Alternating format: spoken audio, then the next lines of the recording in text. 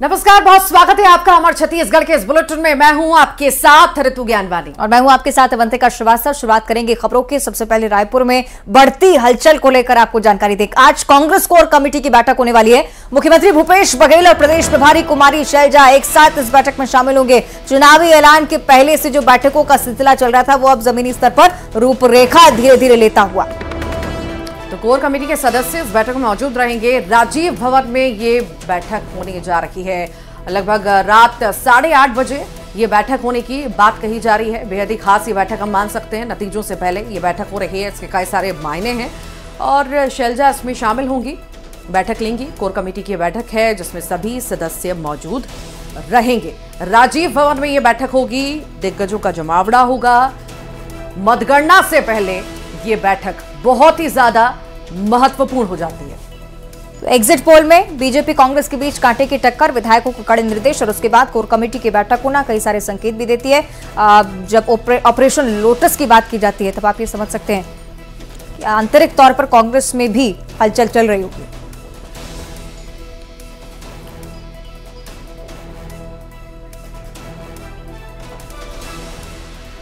तो आपको बताएं कि आज कांग्रेस की बैठक जिसमें मुख्यमंत्री भूपेश बघेल, कुमारी शैलजा की मौजूदगी होगी। 8:30 बजे बैठक की शुरुआत।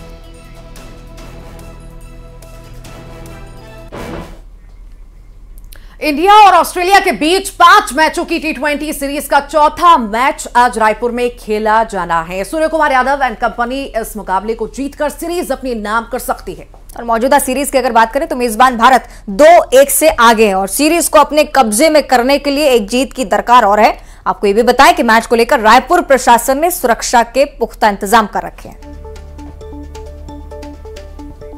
खास ये मैच T20 का ये चौथा मैच होने जा रहा है और सभी की निगाहें इस पर टिकी हुई है। देखिए, फाइनल जो वर्ल्ड कप हुआ उसमें जो हार मिली उसके बाद अब जो है छत्तीसगढ़ में ये पहला मैच ऑस्ट्रेलिया और इंडिया का होने जा रहा है। सभी की निगाहें इस पर हैं। कहीं ना कहीं प्रेशर भी सभी प्लेयर्स पर रहेगा इस मैच को लेकर के। और बेहद ही खास चूंकि छत्तीसगढ़ में होने वाला है। छत्तीसगढ़ में जो क्रिकेट प्रेमी हैं वो भी बहुत ज्यादा उत्साहित हैं आज के मैच को लेकर के। शाम में ये मैच होगा, तैयारियां कड़ी हैं। टिकटों को लेकर भी हमने तस्वीरें देखी कि आखिर कैसे मारामारी हुई टिकटों को लेकर के। हालांकि फिर भी लोगों को टिकट मिले और आज शाम को क्रिकेट प्रेमी पहुंचेंगे, जल्द से जल्द पहुंचेंगे, उत्साह के साथ पहुंचेंगे। राजधानी रायपुर जहां पर ये मैच होने वाला है और साथ ही साथ छत्तीसगढ़ की वो परंपरा जिसके जरिए खिलाड़ियों का भरपूर गर्मजोशी के साथ स्वागत किया जाता है। हो सकता है कि ऑस्ट्रेलियाई खिलाड़ी छत्तीसगढ़ में रायपुर में पहुंचकर इस बात का जिक्र भी करें, क्योंकि अक्सर जब भी मैचेस आपने देखे, इंटरनेशनल मैचेस खासतौर पर, न सिर्फ देश के खिलाड़ी बल्कि अलग अलग देशों से आए खिलाड़ी भी छत्तीसगढ़ की मेजबानी के मुरीद हो जाते हैं। तो आज रायपुर में ये मेगा इवेंट, इसके चलते स्थानीय लोगों को कोई परेशानी ना हो इसके लिए भी प्रशासन पहले से तैयार था। सुरक्षा के तो इंतजाम है ही, साथ ही साथ रूट में डायवर्जन आज किए गए हैं। चलिए सीधे आपको लिए चलेंगे रायपुर, जहां हमारे सहयोगी युगल तिवारी हमारे से जुड़ रहे हैं। युगल, एक तरफ छत्तीसगढ़ में राजनीतिक सरगर्मियां और दूसरी तरफ खेल जगत की हलचल, क्या माहौल वहां पर? ये बिल्कुल देखिए, इस बीच जो चुनाव था उससे कुछ राहत जरूर मिलेगी। लोगों को बेहतर क्रिकेट देखने को मिलेगा, मनोरंजन उनका होगा। और जिस तरह से आज भारत और ऑस्ट्रेलिया का चौथा मुकाबला है तो ये कहा जा सकता है कि भारत इस सीरीज में कब्जा करने के लिहाज से मैच पर उतरेंगे। और इससे पहले भी सभी जो ऑस्ट्रेलिया और भारत के खिलाड़ी है और उन लोगों ने ग्राउंड में अपना मेहनत भी किया है, पसीना भी बहाया है। और अब तक के जो 3 मुकाबले हुए हैं, 2 मुकाबलों में भारत को अच्छी जीत मिली है और ये जो है एक मुकाबला है उसमें ऑस्ट्रेलिया ने जीत दर्ज की है। चौथा मुकाबला यहाँ पर हो रहा है तो सभी को उम्मीद है कि यहाँ बेहतर क्रिकेट देखने को मिलेगा। शहीद वीर नारायण क्रिकेट स्टेडियम की क्षमता 65,000 की है और दूर से लोग आएंगे, दीगर राज्य के भी लोग यहाँ पर मैच को लुत्फ उठाने यहाँ पर आएंगे। और साथ ही साथ कड़ी सुरक्षा व्यवस्था के बीच क्रिकेट मैच का आयोजन होगा। और जब मैच खत्म होगा तो रात को जैसे ही मैच खत्म होगा तो उसे लेजर लाइट की भी व्यवस्था की गई है। आकर्षक बनाने की पूरी कवायद है वो की जा रही है। अगर हम जिस तरह से सुरक्षा व्यवस्था की बात करें तो कड़ी सुरक्षा के बीच मैच है, उसका आयोजन होगा। 2 आईजी 8 एसपी को सुरक्षा व्यवस्था की कमान है सौंपी गई है। 3000 से अधिक सुरक्षा बल है, पुलिस के जवान है वो लगाए गए हैं। सबसे खास बातें हैं, मैच शुरू होने से पहले किसी भी जो आयोजन समिति है साथ ही साथ जो खिलाड़ी है उनके मोबाइल पूरी तरह से बंद रहेंगे, ताकि जिस तरह से पहले जो फिक्सिंग का अंदेशा रहता था वो हो ना सके। और खास तौर पर नजर रहेगी आयोजन समिति से लेकर के तमाम लोगों की, पूरी तरह से मोबाइल जो अधिकारी कर्मचारी के जो आयोजक है उनके बंद रहेंगे। तो ये कहा जा सकता है बेहतर क्रिकेट। तो आज के मैच पर सभी की निगाहें बनी रहेंगी, बस इंतजार शाम का है जब मैच स्टार्ट होगा। बहुत बहुत शुक्रिया जानकारी को साझा करने के लिए युगल। और अब आगे बढ़ते हैं और बात अंबिकापुर से बड़ी खबर की। न्यूज 18 की खबर का बड़ा असर हुआ है। यहां पर छात्रों को वाहन में ठूस कर स्कूल ले जाने के मामले में सरगुजा कलेक्टर ने संज्ञान लिया है। जिला शिक्षा अधिकारी को स्कूल पर एक्शन लेने के निर्देश भी दिए गए हैं। एक वायरल वीडियो जिसके आधार पर कलेक्टर की तरफ से संज्ञान, लेकिन बहुत जरूरी ये था कि इस वायरल वीडियो को कलेक्टर तक पहुंचा जाए। ये काम किया है न्यूज 18 ने, प्रमुखता से खबर दिखाई है। वीडियो आपको निरंतर हम दिखा रहे हैं कल से, और आपको ये भी बताएं कि जो दयनीय स्थिति है इससे लेकर अब जिला शिक्षा अधिकारी की तरफ से एक्शन लिए जाने की तैयारी, चूंकि सीधे निर्देश कलेक्टर की तरफ से आए हैं। न्यूज 18 की प्रमुखता से खबर दिखाए जाने का ये बड़ा इम्पैक्ट बिल्कुल अमानवीय है। वो स्कूल जो प्रबंधन है उसको अभी डीओ को निर्देशित करता हूं कि वो जगह चेक कराएं, और इस तरह की बात अगर आई है तो उसमें ज़रूर कार्रवाई होगी। मतलब वो दुर्घटना का कारण बनते हैं, और मतलब बच्चों से फीस और ये सब कुछ तो लिया ही जाता है, तत्काल उनको नोटिस जारी किया जाएगा। और अब कांकेर से अगली बड़ी खबर, जहां नक्सलियों की कायराना हरकत एक बार फिर से सामने आई है। कंदाड़ी गांव के उप सरपंच की नक्सलियों ने हत्या कर दी है। तो नक्सलियों की सक्रियता लगातार हम देख रहे हैं, और यहां पर एक और हत्या को अंजाम दिया गया है, वारदात को अंजाम दिया गया है। पुलिस मुखबिरी के शक में यह हत्या की गई है। नक्सलियों ने पर्चे भी फेंके हैं, सड़क में गड्ढे भी इनके द्वारा खोदे गए हैं। तो ये कायराना करतूत नक्सलियों की सामने आई है। कांकेर की हम बात कर रहे हैं, जहां पर सक्रियता लगातार नक्सलियों की रहती है, और एक बार फिर से ये कायराना करतूत उनके सामने आई है। मुखबिरी के शक में युवक की हत्या की गई है। बौखलाहट लगातार नक्सलियों की बढ़ती हुई एक इस बात की हो सकती है कि लगातार विकास कार्य यहां पर किए जा रहे हैं, इसलिए सड़क का खोदना, और दूसरी तरफ हो सकता है ये भी एक वजह है कि शांतिपूर्ण मतदान इस बार छत्तीसगढ़ में हुआ है। कांकेर का ये इलाका जहां पर कोई खास बड़ा गतिरोध हमने नहीं देखा है, और इसी के चलते शायद नक्सली में बौखलाहट। दूसरी तरफ डीआरजी के जवान सुरक्षा बल लगातार कार्रवाई करते जा रहे हैं, और इसी के चलते नक्सली लगातार पीछे हट रहे हैं। इसी बौखलाहट का ये नतीजा कि एक बार फिर से मुखबिरी का हवाला देते हुए एक ग्रामीण को, उप सरपंच को जो है मौत के घाट उतारा गया। और अब बात बलरामपुर की, जहां पर हाथियों का आतंक लगातार जारी है। हाथी के हमले में महिला की दर्दनाक मौत हो गई है। बता दें महिला का शव भी मिला है। महिला के घर के पास हाथी आ गए थे, ये एक बहुत डराने वाली स्थिति। जान बचाकर महिला भाग रही थी। शंकरगढ़ वन परिक्षेत्र में एक हफ्ते से ऐसी दूसरी घटना सामने आती है। शंकरगढ़ वन परिक्षेत्र में पत्र टोली गांव जहां की घटना है, स्थिति इतनी बिगड़ी कि ग्रामीणों को पहुंचना पड़ा। उसके बाद वन विभाग की टीम मौके पर पहुंची, चूंकि जान बचाकर ये महिला भाग रही थी। उसके बाद हाथी ने अचानक से हमला कर दिया। ये वही सिचुएशन है जिसका डर अक्सर लगा रहता है जब जब रहवासी क्षेत्रों की ओर हाथी रुख करते हैं। न सिर्फ फसलों और घर की चिंता, बल्कि हाथी हमला ना कर दे, ये एक बड़ा चिंता का कारण सामने आता है। इसी के चलते बहुत जरूरी होता है कि वन विभाग पहले से ही संज्ञान ले और कार्रवाई करे, लेकिन ऐसा नहीं हुआ। महिला पर हमला किया हाथी ने। महिला की स्थिति इतनी भी ठीक नहीं कि वो भागकर अपनी जान बचा सके, घायल हुई, और उसके बाद घटनास्थल पर ही उसकी मौत हो गई।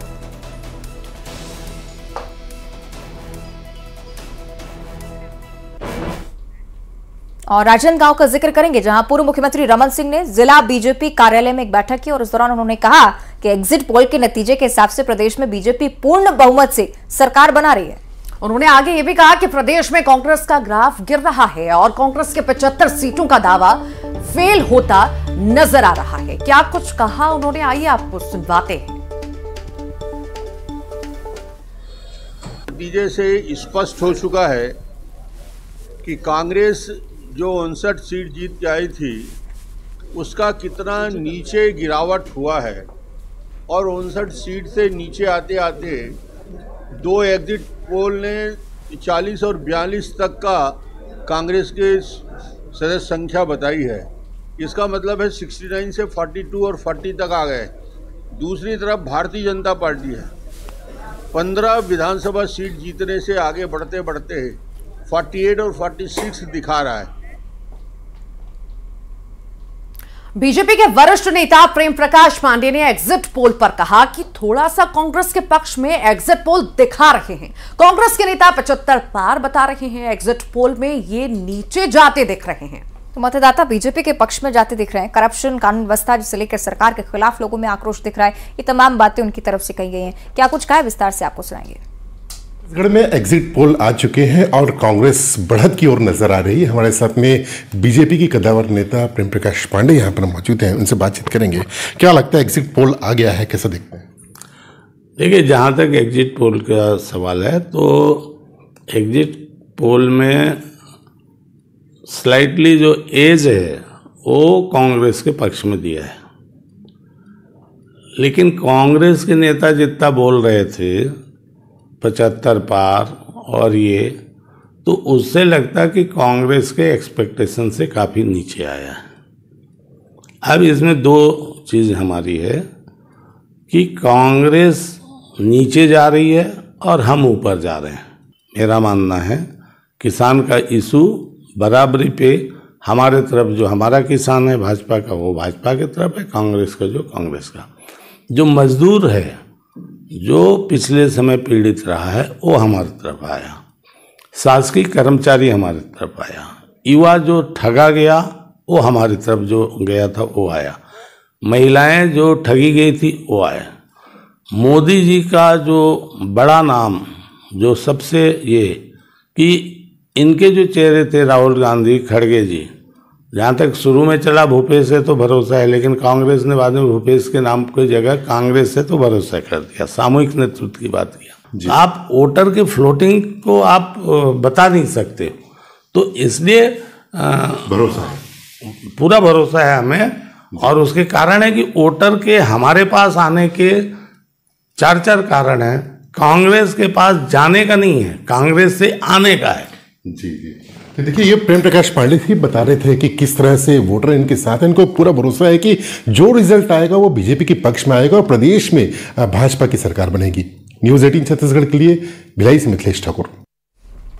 और कांग्रेस नेता और राज्यसभा सांसद फूलोदेवी नेताम, जिन्होंने ये दावा किया कि 3 दिसंबर को कांग्रेस को बहुमत मिलने वाली है। एग्जिट पोल की बात अलग है, लेकिन हम पूरे बहुमत से आ रहे हैं, ये उनकी तरफ से स्पष्ट किया गया है। सुनिए। सभा सांसद फूलोदेवी नेताम हमारे साथ हैं, उनसे बात करते हैं एग्जिट पोल को लेकर। एग्जिट पोल जो आया है वो कहीं पे ये बताया गया कि कांग्रेस को बहुमत है और कहीं पर ये है कि काफी एक तरह से कहें कि मुश्किल हो सकती है आने वाले समय में। ठीक है, वो सीटें ज्यादा होंगी बीजेपी से, लेकिन फिर भी कोई मुश्किल नहीं होगा। भारी बहुमत के साथ कांग्रेस की सरकार बना रही है, ये तय। जी, आप कितनी सीटों का आंकड़ा लेकर चल रहे हैं? 3 तारीख को पता चल जाएगा। जी, लेकिन फिर भी आपका क्या दावा है? 3 तारीख को क्लियर हो जाएगा। और बस्तर को लेकर? बस्तर में भी अच्छा सीट जाएंगे, कांग्रेस जीतेंगे। जी, तो ये जो तमाम सर्वे जो पोल्स आ रहे हैं उसको लेकर क्या कहेंगे? पोल्स में कुछ जगह पीछे बता रहे हैं, कुछ जगह आगे बता रहे हैं।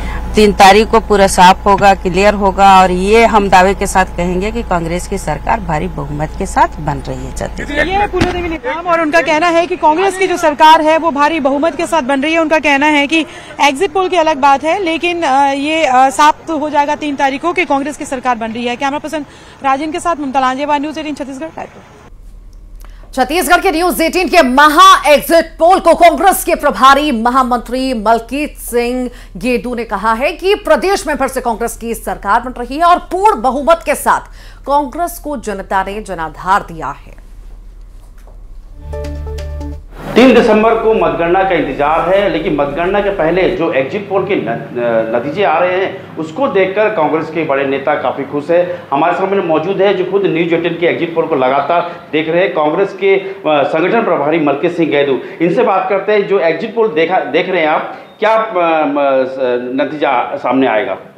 देखिए, एग्जिट पोल का नतीजा मैं सामने देख रहा हूँ न्यूज़ 18 को, और जैसा बहुमत बता रहा है, और हमारा तो दावा पहले था कि 75 प्लस हम जो है जाएंगे, और वो दावा में हम ऐसा लग रहा है कि हम सफल होंगे, क्योंकि जिस प्रकार से जो रुझान पूरे एग्जिट पोल के आ रहे हैं, एग्जिट पोल के हिसाब से बहुमत तो हमारी सब पूरे एग्जिट पोल बता रहे हैं, जितने भी न्यूज़ चैनल है, और न्यूज़ 18 मध्य प्रदेश छत्तीसगढ़ भी बता रहा है, तो मुझे ऐसा लगता है कि 75 पार जो है हमारा आंकड़ा पार होगा।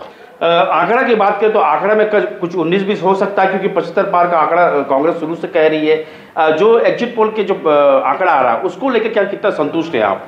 देखिए, हम पहले ही दावा कर रहे थे और बिल्कुल संतुष्ट हैं कि 75 पार होगा। देखिए, आप देखेंगे 3 तारीख को हमारा 75 पार का नारा जो है बिल्कुल ये कामयाब होगा। तो ये कहना है मलकी सिंह गैदोगा का जो ये आंकड़ा था कांग्रेस का 75 पार का, वो आंकड़ा भी पहुंच सकता है। फिलहाल 3 दिसंबर का इंतजार है, मतगणना में जो परिणाम आएंगे वो किस ओर ले जाएंगे। श्रीनिवास नायडू, न्यूज़ 18, जगदलपुर। दुर्ग पुलिस का जिक्र, जहां पर एक बड़ी सफलता हाथ लगी। चोरी के 13 मामले का खुलासा, जिसमें 2 शातिर चोर गिरोह का खुलासा पुलिस की तरफ से हुआ है। कुल 7 आरोपियों सहित 3 खरीदारों को पुलिस ने गिरफ्तार किया है। रेसिंग बाइक से चोरी की घटना को ये अंजाम दिया करते थे। आरोपियों के कब्जे से 64,75,000 का सामान भी जब्त किया गया है। तो इस पूरे मामले में 7 चोर, 3 खरीदार गिरफ्तार हुए हैं। फिलहाल जिनकी गिरफ्तारी हुई है उन सभी से पूछताछ जारी है। रेसिंग बाइक से ये चोरी किया करते थे। और ज्यादा जानकारी के लिए मिथिलेश ठाकुर हमारे साथ जुड़ गए हैं। मिथिलेश, क्या ज्यादा जानकारी मामले में? निश्चित रूप से दुर्ग पुलिस को एक बड़ी सफलता प्राप्त हुई है। लगातार चोरी की घटनाएं जो हो रही थी, अब ये उम्मीद की जा रही है कि अंकुश लग सकेगा। दरअसल 2 जो चोर गिरोह थे जो लगातार शहर में घूम कर चोरी की घटनाओं को अंजाम दिया करते थे, उनको पुलिस ने पकड़ने में सफलता प्राप्त की है। कुल 7 आरोपी हैं जिनको गिरफ्तार किया गया है। जो अपने जो चोरी का सामान उनको बेच दिया करते थे, ऐसे 3 लोग भी हैं। तो इस तरह से पुलिस ने 64,75,000 की सामग्री जब्त की है। सोने चांदी की चीजों ने, लैपटॉप है, टीवी है, अन्य सामग्री है। तो इस तरह से पुलिस ने ये बड़ी कार्रवाई की है। ये उम्मीद की जा रही है कि जो आरोपी पकड़े गए हैं उससे कहीं न कहीं शहर में जो चोरी की घटनाएं हो रही है उस पर अंकुश लग सकेगा। पुलिस को लगातार ये सूचना प्राप्त हो रही थी कि कुछ संदिग्ध लोग जो है वो शहर में घूम रहे हैं और कुछ बाइक से घूम रहे हैं, जो पहले रेकी करते हैं उसके बाद चोरी की घटना को अंजाम देते हैं। तो पुलिस ने उन्हीं पर निगाहें रखी हुई थी। और बिल्कुल, चलिए अपने स्तर पर बहुत बड़ी सफलता के तौर पर कहेंगे। बहुत शुक्रिया आपका मिथिलेश जानकारी के लिए। और रायपुर में रिंग रोड की हम बात करें तो पीडब्ल्यूडी ब्रिज पर तेज रफ्तार का कहर देखने को मिला है। डिवाइडर की रेलिंग से टकराई है तेज रफ्तार कार और उसके परखच्चे उड़ गए। कार सवार युवक देव कुमार साहू की मौके पर मौत होना बताई जा रही है। इतना भीषण हादसा की घटनास्थल पर ही एक व्यक्ति की जान चली गई। दूसरा व्यक्ति ओंकार साहू, जिसकी हालत गंभीर है। तस्वीरों के जरिए भी स्पष्ट है कि किस प्रकार बुरी तरह से ये रेलिंग भी क्षतिग्रस्त हुई है और ये कार इसके परखच्चे उड़ गए। निजी अस्पताल में इलाज चल रहा है। सिविल लाइन इलाके का ये पूरा मामला, तस्वीरें आपकी टीवी स्क्रीन पर। आसपास भी अफरा तफरी मच गई। तस्वीरों को देखकर भी निश्चित तौर पर हैरानी होती है। सहयोगी युगल हमारे साथ जुड़ रहे हैं। युगल, बेहद ही भीषण टक्कर है, क्या जानकारी? ये बिल्कुल देखिए, रफ्तार का कहर इसे कहा जा सकता है। और किसी तरह खास करके जो युवा है वो इस तरह से, चाहे वो बाइक चला रहे हो या कार चला रहे हो, उसको लगाम पर बिल्कुल भी ब्रेक नहीं लगाते। और यही वजह है कि आए दिन इस तरह की जो दर्दनाक सड़क हादसे होते हैं। और एक युवक की मौके पर ही मौत हो गई, दूसरा गंभीर रूप से घायल है। सिविल लाइन पुलिस पूरे मामले की जो जांच है वो कर रही है। और इस तरह से जो वाहनों को तेज गति से चलाते हैं और असमय जो काल के मुंह पर समा जाते हैं, तो ये कहा जा सकता है ऐसे दर्दनाक हादसों से सड़क हादसे में लगातार इजाफा हो रहा है और लोगों की जान भी जा रही है। जी ठीक, बहुत बहुत शुक्रिया जानकारी को साझा करने के लिए युगल। आगे बढ़ते हैं। कांकेर से अगली बड़ी खबर, जहां नक्सलियों के उत्पात पर छात्रों ने शिकायत की है। डीएम और एसपी को इसके लिए ज्ञापन सौंपा गया। तो नक्सलियों के खिलाफ एक्शन की मांग जो है इनके द्वारा की गई है और शिकायत भी की गई है। डीएम और एसपी को ज्ञापन सौंपा है इस पूरे मामले में। लगातार नक्सली जो है उत्पात मचा रहे हैं और इस वजह से कहीं ना कहीं छात्रों को परेशानियां भी हो रही हैं और छात्रों ने इस पूरे मामले में शिकायत की है और ये शिकायत डीएम और एसपी से की गई है। ज्ञापन उनके द्वारा सौंपा गया है। कांकेर का जिक्र करे थे इससे पहले की जो खबर, उप सरपंच को मौत के घाट उतारा, उसके बाद मार्ग को अवरुद्ध किया है। इसी के चलते हो सकता है कि परेशानी ग्रामीण इलाकों में और ज्यादा बढ़ गई और छात्र चूंकि सबसे ज्यादा परेशान हो रहे हैं, तो सीधे पहुंचे हैं बड़े अधिकारियों के पास, ज्ञापन लिए। ये तस्वीरें आपकी टीवी स्क्रीन पर बड़ी संख्या में यहां पर पहुंचे, जिससे फौरन कार्रवाई भी हो। चूंकि डीआरजी और सुरक्षा बलों की तैनाती होती है, लेकिन इसके बावजूद नक्सली सक्रिय।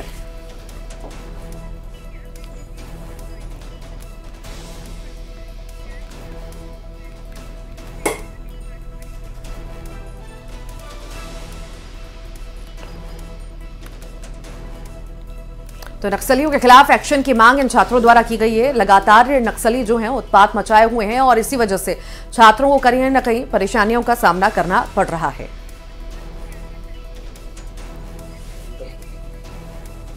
तो ये तस्वीरें हम आपको लगातार दिखा रहे हैं। नक्सली उत्पात पर छात्रों ने शिकायत की, बड़ी संख्या में यहां पर पहुंचे डीएम और एसपी को ज्ञापन सौंपा है। उम्मीद लगातार ये कर रहे हैं कि कार्रवाई उनकी शिकायत पर जल्द होगी, क्योंकि कांकेर में नक्सली सक्रियता की खबर अभी आपने देखी है।